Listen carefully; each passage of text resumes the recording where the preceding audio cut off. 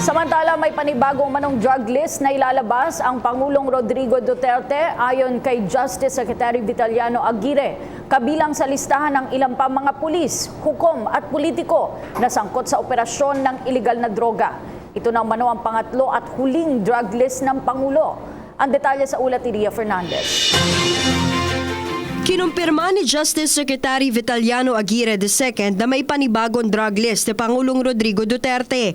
Matatanda ang noong Martes, nagbabala si Pangulong Duterte sa mga sundalo sa Villamor Air Base na handa na ang kanyang ikatlot huling drug list. Ayon kay Aguirre, ipinakita ito sa kanila ng Pangulo sa cabinet meeting noong Miyerkules, laman ang pangalan ng iba pang mga pulis, hukom at politiko na sangkot sa iligal na droga. Marami.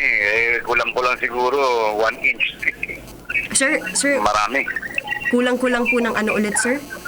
1 inch thick sa pulgadang kapal nung bond paper eh. May nakalista doon eh. Pero hindi naman pinakita sa amin. Kung sino-sino po, opo. Kaya Sinabi ni Aguirre na tiniyak sa kanila ng presidente na dumaan ito sa masusing validation.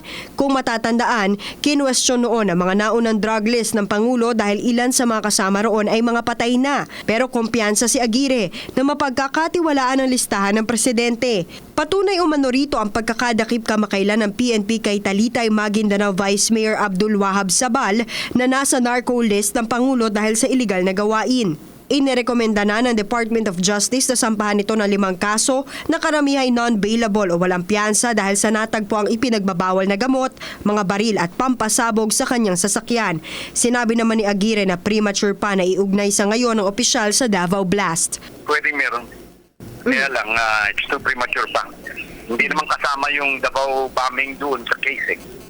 Na inakit sa inquest. So, it will not be, there's no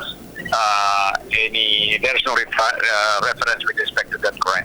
Para sa PTV News, Ria Fernandez. Ako po si Cathy San Gabriel. Subscribe na sa PTV YouTube channel. I-click lang po ang subscribe button.